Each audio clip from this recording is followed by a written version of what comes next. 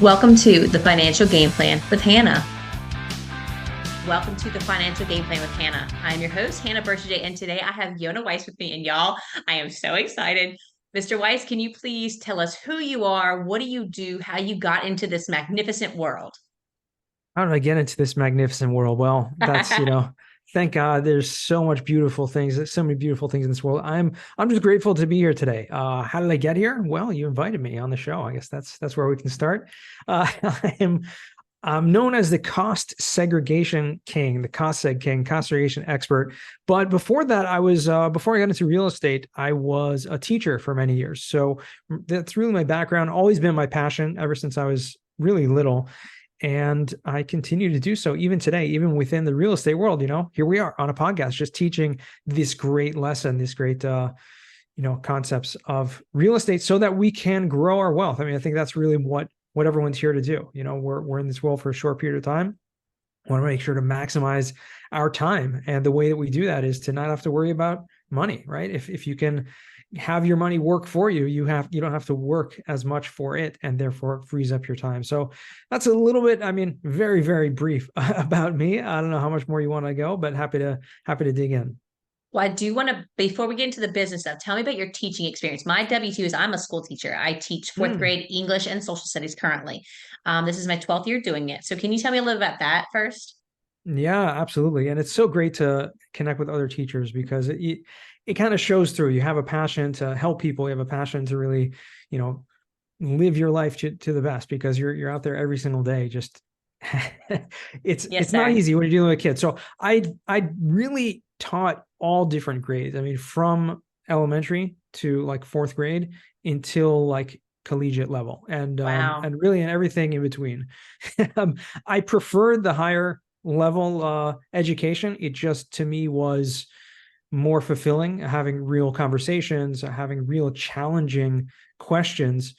And most of the subjects that I taught were studies and things like that, were higher education type courses where you'd have very philosophical discussions sometimes. So that to me was really amazing. But I have 6 kids, so it's always you're always teaching at one level or Always. another. Absolutely. Always, always, always. Okay. So let's start going into the business stuff. Can you please explain to my listeners who do not fully understand what a cost segregationist is, because there's a bunch of big words, what is that and how does it help a real estate investor? So cost segregation is a really weird name, but don't get confused. It's just a tax deduction. Okay. It really, I would call it more a tax strategy because what it is, and it is an advanced form of depreciation. So without getting too fancy and all these big words here, depreciation sounds like it means something's going down in value, but really when it comes to real estate, depreciation is a borrowed term. So it's the name of a tax deduction that allows you, when you buy a property, besides for your primary residence, any business or rental property, you're able to take this deduction that says, as if your property is going down in value every single year, the IRS lets you literally write off a little bit every single year to kind of compensate for that. But it's not intrinsic to the property because this starts over every time the property changes hands. Meaning when you buy a property, you get to start depreciating it over this 27 and a half year period, or 39 year if it's commercial property, which is a very arbitrary, number. It's Mhm. where they got those Yeah. numbers 27 and a half, 39 from. But essentially what it allows you to do is to pay less taxes just because you have rental property.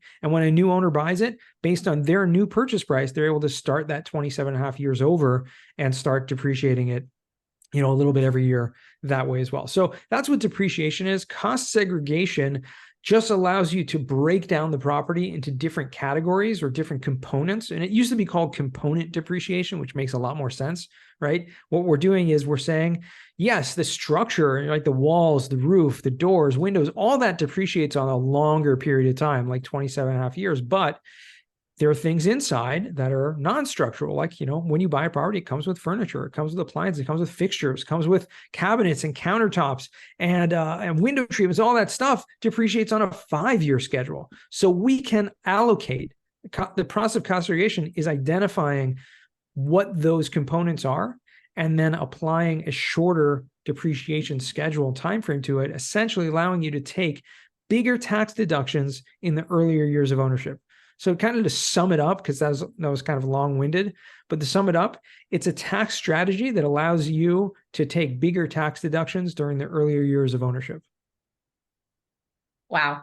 That, okay. So I'm super passionate about real estate, and you just said a lot. So let's break it down a little bit.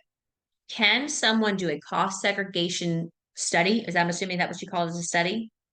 Okay. Can you do this on a single family home? Do you do it on multifamily? Do you do it on commercial buildings? What do people normally do this on? So you can do it on any type of property, whether it's a single family, multifamily, right, commercial, office, industrial, retail, you name it, a golf course. As long as it's a business or rental property, you can do cost segregation. Now, there are, I guess, certain properties that are better or more beneficial.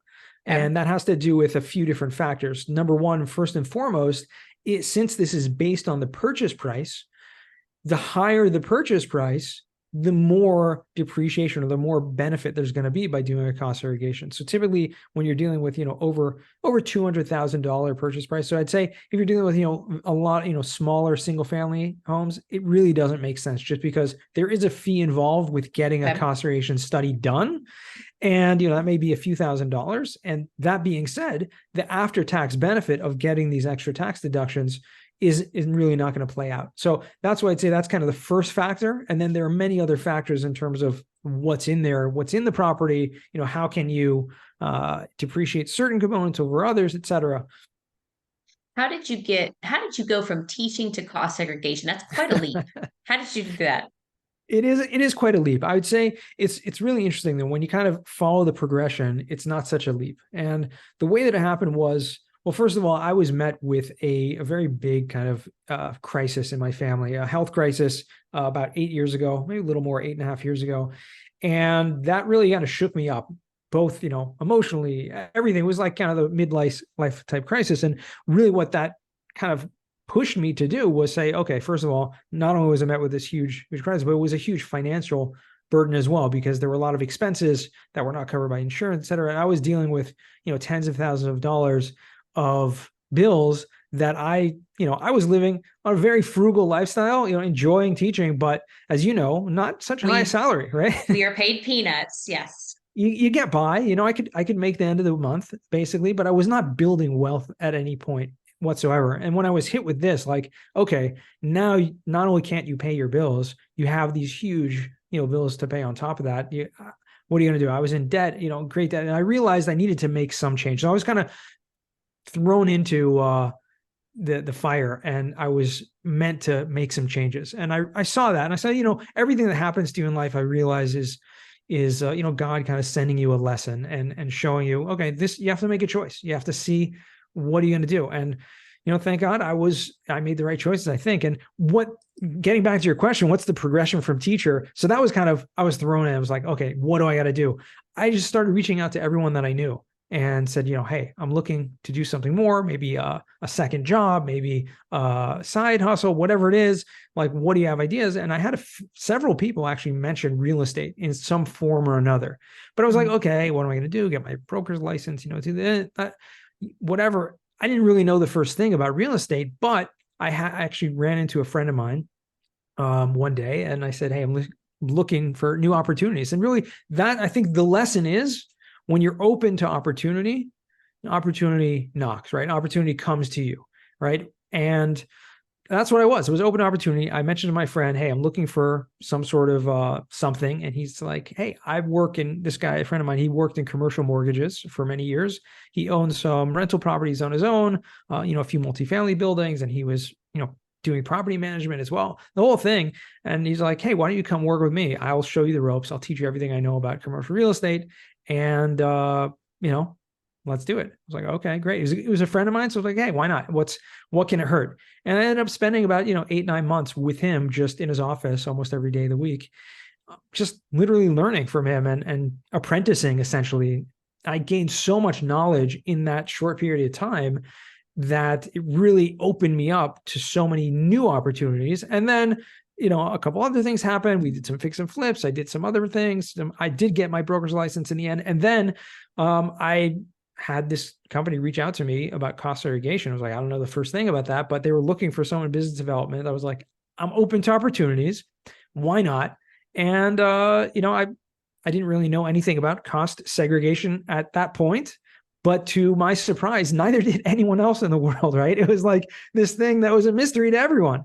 So to me, it felt like a great opportunity to use those teaching skills that I had and just essentially teach people about this concept. Because once you know what it is and how it works, it's almost a no-brainer to do it. So to me, that was a really easy kind of into this new position. So that's kind of the long story. It wasn't so short, but I was going to long story short, but that was pretty long in of itself. Amazing, amazing. So like I told you, I'm a teacher and I'm very much the into looking for opportunities. I love, love, love to teach. I don't necessarily love my current job, the way the world is working. It's just kind of tough right now. So I'm always looking for new opportunities. So what you did and how you segued into something new is truly I'm not gonna, well, no, yeah, inspiring. I like that. Just being able to tell everybody what you want to do and you made something happen. Fantastic. Can you tell me about your personal real estate investing? Yeah, so I did, like I mentioned, we did some fix and flips. That was probably about 6 or 7 years ago. Okay. Was not into that at all. I actually hated that. I would never do that again. I'll never say never, but it was not something that I enjoyed. Over the course of just being involved in the position that I'm in as a conservation expert, I've been able to, network with I mean, I want to say thousands, but well over 1,000 like incredible individuals in the space. And through that, I've learned a tremendous amount about real estate investing. And I've come to invest on my own a lot on the limited partner side of the passive investing side. So that's really where my focus has been. Because I really have found a niche and find what I love doing, I don't really want to go more full-time into actually managing Hmm. properties or doing any of that.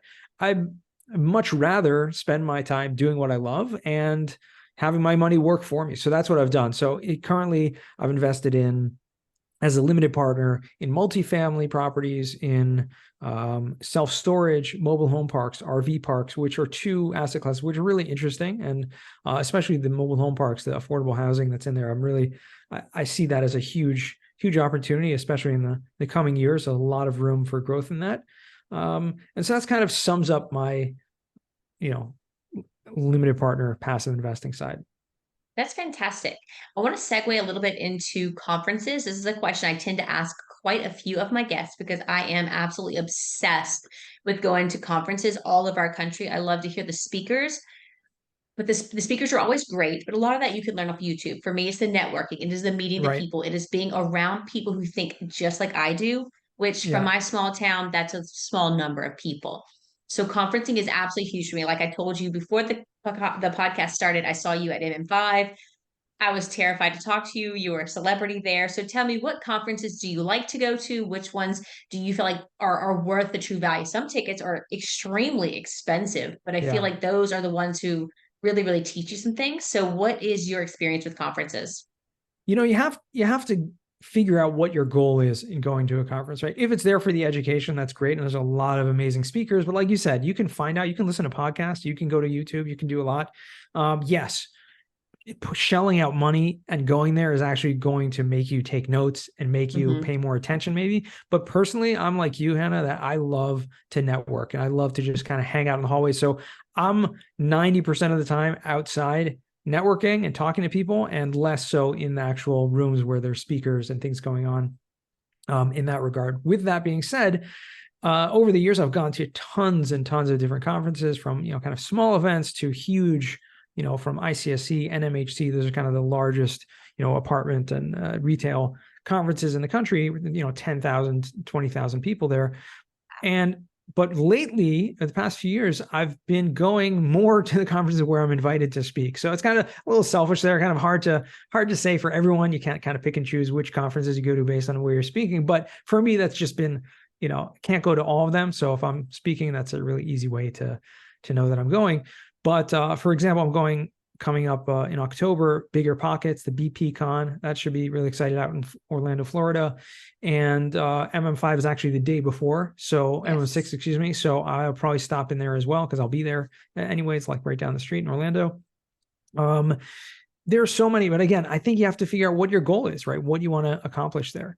If you spend a lot of time on social media, like I do, and you get to know people through, LinkedIn and Facebook and all that stuff, it's a great way to, meet those people in person and have develop those relationships. But for me, I spend a lot more time, not necessarily meeting new people, but spending much more time in person with the people that I already know at these conferences. So yes, I'm always meeting tons of new people and learning new things, but the greater you can kind of build those relationships, that actually goes much further, in my opinion.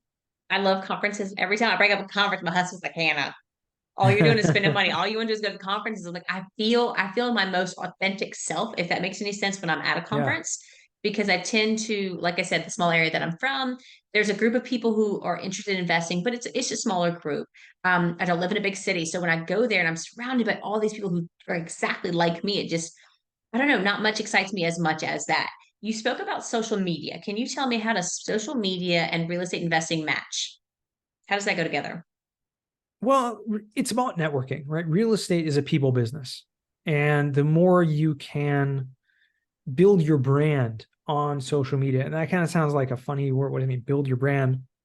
Well, it's really important to make sure that people know who you are and what you do. Because as Dan Hanford actually taught me, there's something called, there's kind of triangle of know, like, and trust. And this kind of gets thrown around all the time, right? Know, like, and trust. The most important one of those three, he says, is know, right? How do you can't like or trust anyone unless you know them first. So it kind of seems odd to say that, but it's true.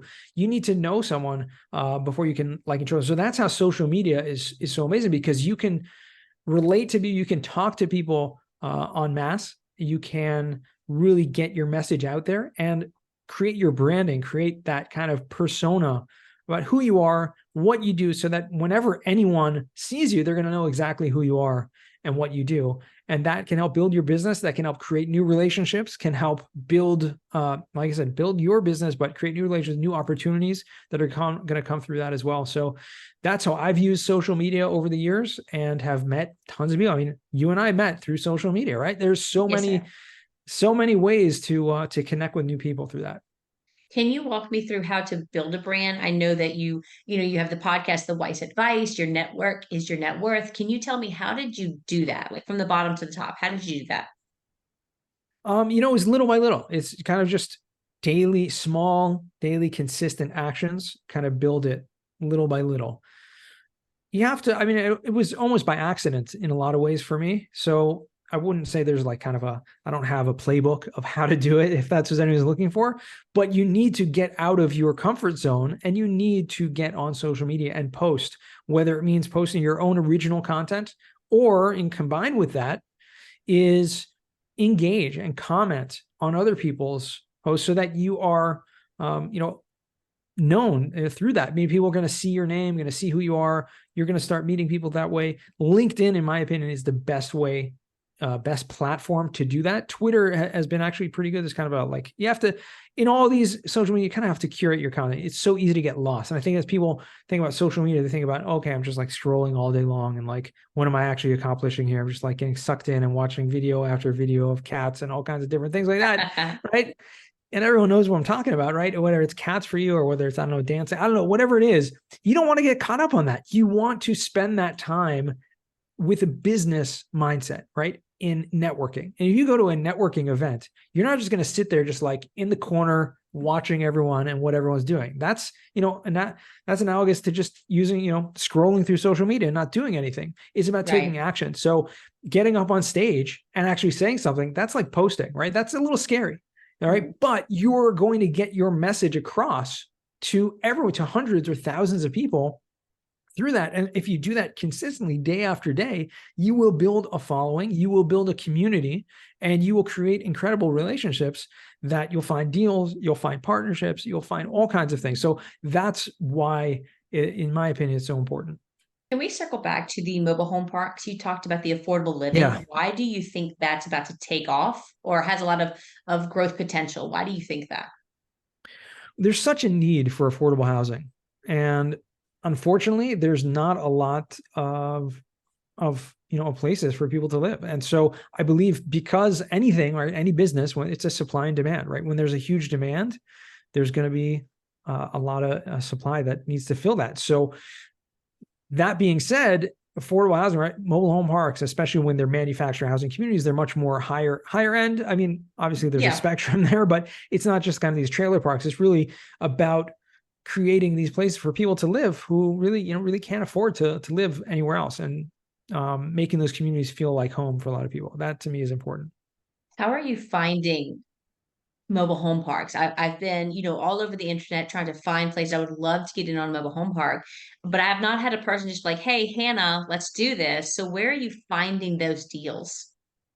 Again, it's through partnerships. It's just through knowing people. So for me, pretty much almost exclusively, but not entirely, because of the business, the cost segregation business. Like I said, I've networked like tons of very successful investors. And so through that, I've met them, I've got to know them. And if you listen to my podcast, Weiss Advice, of the 360 something episodes or so, 90% or 95% of the guests on my show are clients of mine, people that, use our cost seg services. And so I've gotten to know them over the years. And it's a way for me to kind of give back to them and, have that conversation, have that great podcast with them. But so that's really how I've met them over the years. So we have, since cost segregation is so powerful, specifically for mobile home parks, we've had a ton of operators come through that end. That's amazing that you're able to help yourself as your job. You're helping the clients. You're getting podcasts at people. You're getting investment opportunities. It's really, really cool that everything's able to segue itself in. Can you tell me about a particularly difficult cost segregation study that you've had to do in the past? Something that was just kind of yucky or just didn't work fabulous. I want to hear the bad stuff. We'll get to the good stuff, but tell me something bad too. Yeah, well, I mean, the truth of the matter is we have, a team of engineers that deal with all the kind of nitty gritty, and Okay. accountants that deal with the actual work of the properties itself. For me, I'm just dealing with people. So I've had bad people, not bad people, but people that have been very, very difficult to deal with. And I think from a business perspective, I think everyone can understand and relate to this example where I had someone who was really kind of gung ho about cost segregation. The guy had, I think, 20 plus shopping malls that he owned. And he's like, yeah, I've never done cost seg. I want to do cost seg on all. There's like 22 properties. Let's do it. And the first conversation we had, kind of discussing it, how much is it going to cost me? You were talking about, 400,000 square foot shopping malls, right? We're not talking about Wow. strip malls. We're talking about malls, right? Yes. And I was like, okay, it's, pretty expensive. It's probably like $10,000, 20,000, $12,000 or so. For smaller properties, it's more like 3,000-4,000, right? But for big shopping malls, there's a lot more work involved. The engineers are spending, a couple days just literally walking all the units, etc. And this guy was like, the first conversation, just negotiating the price. No, it's too expensive. Like $5,000. Like, what? You're crazy. Like, so I knew right away that this was someone that it was going to be difficult. He ended up just really giving us a hard time throughout the whole process, ended up reneging, signed an agreement for like 22 properties, ended up saying, okay, now I only want to do 2 of them. We ended up doing work already on several of them. And he's like, no, I'm not paying for that because I didn't want you to do it. It's like, he signed an agreement, but whatever. In the end of the day, he didn't even end up paying for the ones that we did the cost seg on. It was a long story short, long story, it's not short, long story, but really kind of one of those people that I learned my lesson, who I want to deal with, and when is, sometimes you have to just say, you cut off, a client, say, okay, no, I'm not gonna, this is not someone that I want to deal with. I have another question for you about our current macroeconomic state that we are in. Interest rates, how are they affecting you and your investing journey? Well, it's affecting everyone, right? It's affecting Right. investments have not been performing as they would have been. Otherwise, with the higher interest rates, it's very hard to refinance. I have one portfolio of properties right now that we had planned to refinance about a year ago. It didn't happen, obviously. So that's kind of hurt the cash flow from that property. Right. But I think it's important to realize that this is a cycle. And like every cycle, there's ups, there's downs, there are periods in that cycle where it's going to benefit. But real estate investing is a long-term commitment. Right? It's not something you're going to see results necessarily in a year or 2 or 3 or even 5. It's really, staying the long haul and realizing that even though interest rates are, relatively high. I would say historically speaking, they're not Right. that high. Um, Correct. there were some major lows, right? In 20, 18, 20, 19, 20, et cetera. It was really, really low, but that was an anomaly. I mean, that was not something that necessarily will come back again, but you want to make sure you're just investing, um, and making a deal work regardless of what that interest rate is. Have you had any of the dreaded oh, I forgot the word. The Capital calls. calls, capital Capital calls. calls. Yes, thank you. I have not had any capital calls, thankfully, in any of the deals that I've invested in, which is a good sign. It means that the operators are doing something right. But I have had, paused distributions, which is Right. something that happens, which is fine. I understand the goal of the real estate in all the investments that I've been in is kind of a long-term goal, right? We're going to be here for 3, 5, 10 years and see what the results are going to be. So I'm fine with, okay, I'm not getting the cash flow that I necessarily wanted. I'm not basing the investment on the cash flow. Now, if you are basing it on cash flow and you're trying to like replace your income with the cash flow from real estate, that can put a damper on it. But again, you have to invest smart and know, number one, what your goals are, but at the same time, how you can do it in the long haul. The only way to get the experience, though, is by doing. You have to actually go out, either join forces with someone or purchase properties, correct?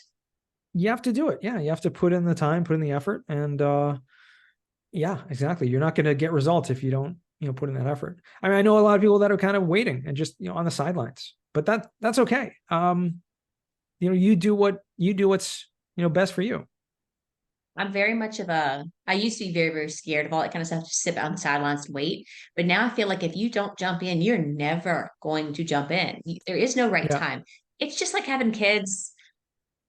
Although you plan and you track and you do what you can, it's never like the perfect time. I mean, you have six, you have to agree with me, correct? absolutely. I mean, listen, you can plan, but in the end of the day, yeah, God plans, and that's you just kind of go with the flow. We've been going at this for a little while. Are you ready to start wrapping this up with our final questions? Sure, let's go. Okay. So question number one is, so if you had 1 year left, what is one thing on your bucket list that you would like to accomplish? Wow. So this is really not something I've thought about too much before you asked this question. I would, It's a you toughie. know, yeah, I know it's important to kind of realize your immortality. No, sorry, mortality, immortality, We're your super cool. We could be mortality. immortals, right? Yeah, exactly. That would be awesome. But Imagine how much real mortality, estate we could have. right, right, and we can accomplish many good things in life. I Yes. think the main thing I want to do is kind of leave that legacy, which is something that I'm trying to do now. Meaning, through everything that I do, so I don't have like a bucket list per se in terms of a Okay. place I want to go to or a thing I want to do, because what's important to me is just the values that I instill in my children, in my family. And so I want to, which I am doing right now. So I think I kind of trying to live every day as if, this could be my last, this could be my last year, who knows, but spending that time instilling those values in them, so that they can continue living their best life. I love that. I love that you value your family and your family time.